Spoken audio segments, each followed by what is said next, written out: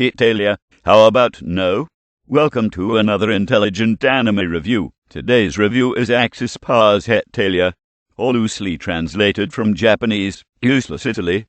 Every Italian decent person should be in anger, as should any anime or manga fan, and especially the totality of the historical educational community. In my nearly 3 decades watching animated programming have I never seen something so abominable as Hetalia Axis Powers. To those that don't know, Hetalia, the series' main presentation, is as an often over-the-top allegory of political and historic events as well as more general cultural comparisons. Characters are personifications of countries, regions such as Hong Kong and micronations such as the Principality of Sealand. Both positive and negative cultural stereotypes form part of each character's personality. The character roster is large and far from complete, but the main cast could be said to be the countries which made up the Axis powers and allies of World War II, namely Italy, North Italy in particular, Germany, Japan, United States, England, France, Russia, Canada, and China. Hetalia is a portmanteau combining Heta Japanese for useless, or pathetic in a cute or endearing way, and the Italian word for Italy. The main storyline's events occur during World War II, but the vast majority of the comics take place during other historical events, modern holidays, or at no specific time whatsoever. The series often uses satire and light-hearted comedy to reinterpret well-known events as well as less common historical and cultural trivia. Historical, political, economic, and military interaction between countries is generally represented in Hetalia as social and romantic interactions and misunderstandings between the characters. Hideki's Himariya originally made Hetalia as an online webcomic, but it also blossomed into a Tenkobon manga and ultimately an anime series.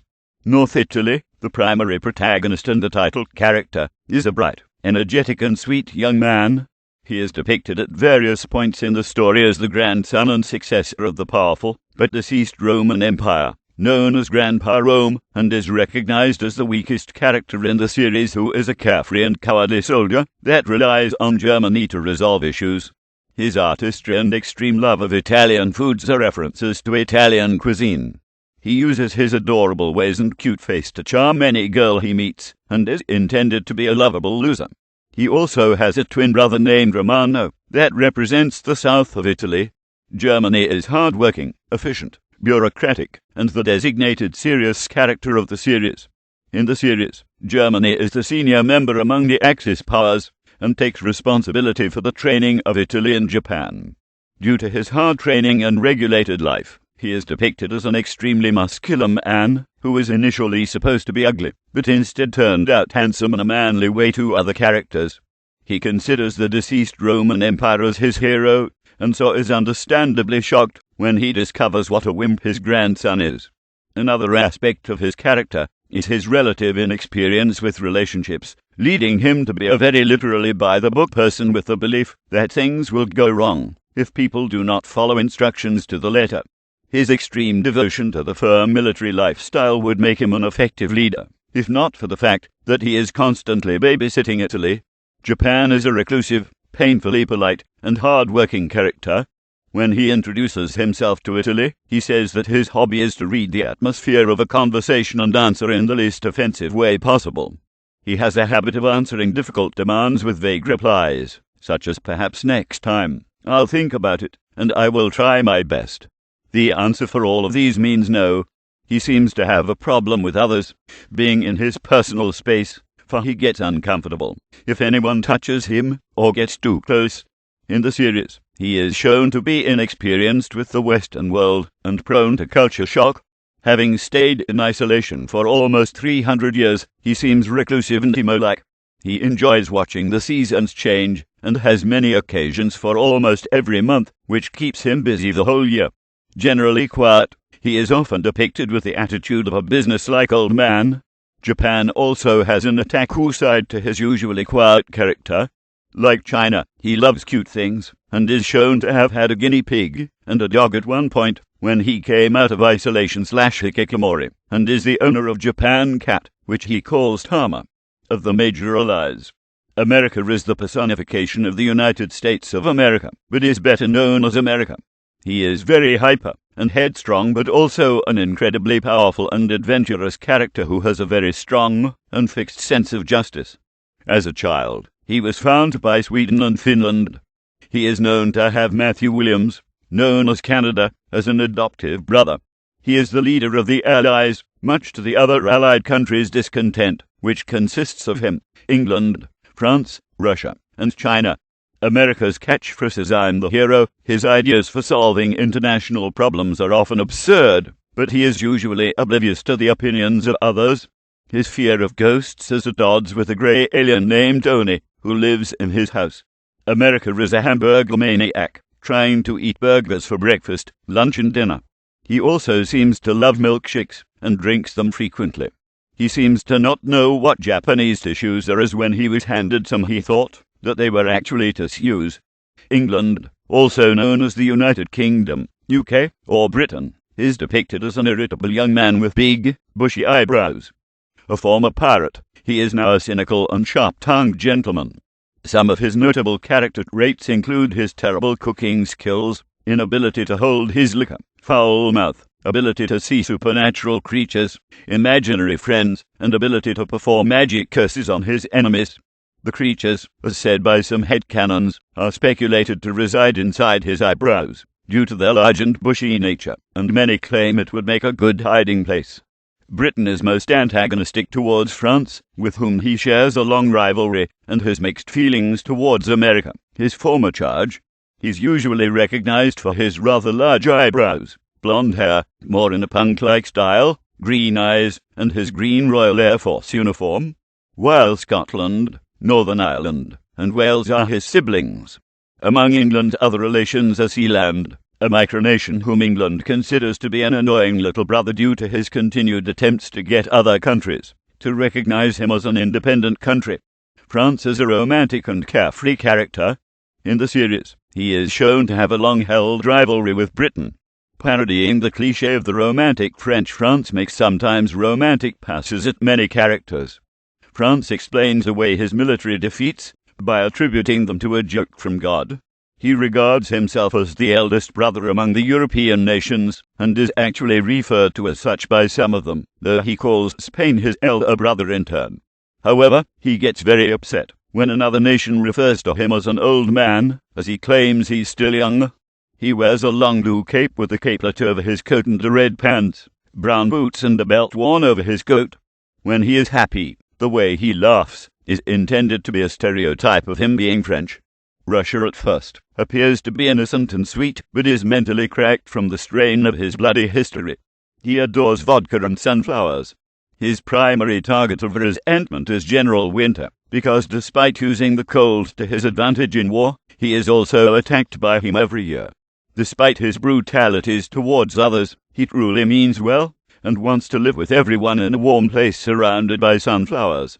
The other nations are terrified of him, especially the Baltic trio, Latvia, Lithuania, and Estonia. He also has two sisters. His older sister is Ukraine, who is kind but easily upset, while his younger sister Belarus absolutely terrifies him. He becomes gloomy and depressed when either of them is on his mind, because Ukraine left him to try to make friends in the European Union, and Belarus is obsessed with the idea of forcing him to marry her. Russia happily promises that eventually all will become one with Russia, kind of reflective of the real Ruskies and the real-life actions of Vladimir Putin. Russia is often seen carrying a water faucet pipe, maybe a gas pipe, as a reference to Russia's monopoly on energy exports to European nations, including Poland. Poland is not afraid of him, owing to their shared history of territorial conflict. China is one of the oldest nations, depicted as nigh immortal, and over 4,000 years old, which makes him the oldest living character in the series. He is disturbed and distrustful of Russia, reflecting the Sino-Soviet split that actually occurred after the war.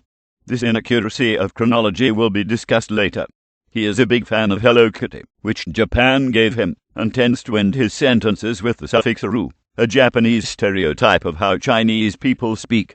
However, he replaces the customary "ru" with the suffix "hen," which means opium when speaking to England, as a reference to the Opium Wars. After China's defeat in the Opium War, he became the cook for England and France. During the fight between the Axis underlies China fights Germany and Japan with the wok, round cooking pan, and ladle spoon, which became his weapon of choice, that also serves the stereotype that China serves good food. China's boss was introduced as a green Chinese dragon with an intimidating appearance, but in reality, he is quite relaxed and moderate, as well as shown to be bullied by China in a comedic way. Of course, there are numerous other nations represented on the series as minor characters, both male and female, representing the other nations: Belgium, Romania, Liechtenstein, Sealand, Prussia, Finland, Cuba, Hungary, Austria, Switzerland, Romano, Belarus, Ukraine, Greece, Poland, Canada, Iceland, the Baltics, etc. Now, to the undiscerning viewer, the series seems cute and makes something as serious as a World War comedic and humorous. However, in the opinion of this observant anime fan, I found myself after the 7th episode saying, "What the fuck is this shit? And why did this show get such high marks from some reviewers? Why does this particular series in manga or animated form exist?" I think it was stupid. The premise of having the nations as people, though on the surface, seems innovative and entertaining. The concept is far from original, as G Gundam did the people as nations motif in a futuristic setting nearly 20 years ago. However, most anime fans' attention spans won't allow their memory to go far back to the pre-Naruto days, so Hetalia seems to be fresh. Also, the making of the character of Northern Italy into a pussy and making Germany the hard-ass gives me cringe-worthy memories of the pussy Shingi and hard-ass as Scar from Evangelion. It proves that the Japanese really will glom onto anything made to seem cute, and in some cases emotionally fucked up. Also, I do not like how they stereotyped America. In this case, they made America a brash, brazen asset, an arrogant jerk that puts his middle finger up at the world. Moreover, the generalization of the stereotypes en toto are poor at best. The show needed to be a bit more creative and less stereotypical. I certainly did not care of how my native England had been portrayed. Irritable, drunk, foul-mouthed, not a good cook, a pirate. Now, if this is indicative of the hidden disdain by over-exaggeration of certain ethnic groups by show creators, then there is something that smells of bias in this series. Satires are meant to be sarcastically witty voices meant to bring upon improvement of the issue being satirized.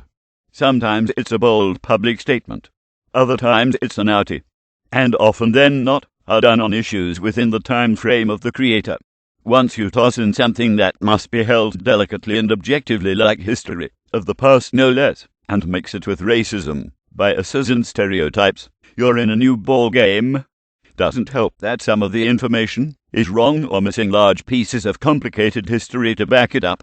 These pieces of argument not only are relevant, but today we can easily study the culture on all ends of the war. And ladies and gents, that's how you not be offensive, but still be satirical. What makes Hetalia different from, say, a satirical cartoon with racist elements in World War II is that 1. That satirical cartoon was drawn in their time frame, and is obviously biased, because they can't look back on that said event objectively like we do today. 2. You can't mix modern elements with historical elements in historical satires, which Hetalia does to such a large extent. For example, China's weird obsession with Hello Kitty has nothing to do with its war against its brothers. 3. Satires have a single obvious criticism generally from one party to another. It can be subtle, but most of the time the satirical element is obvious to those who it's targeted to. When you see Hetalia, you're blinded by the cutacy, but first and foremost you see racism, followed by little historical quirks, and then the satirical element, which is bad. Not to mention that the show is historically inaccurate. In regards to the previously mentioned Sino-Russian divide, that happened after World War II, but not only that. Racism and stereotypes aside, I must repeat, the title in itself is biased. Hetalia cowardly/useless Italy, referring to Italy in World War II. If the author did any research, he should note that Italy's surrender in World War II was stemmed from their people not being completely brainwashed or forced into dying for their dictator. They were different from Germany and Russia. They supported Mussolini, but was not drilled to die for their cause. Italian fascism was a lot more lenient. Their surrender was a smart decision to prevent the deaths of their men on the battlefields. After all, why toss the lives of countless men on a cause where raw leader himself is dead? Japan infuriated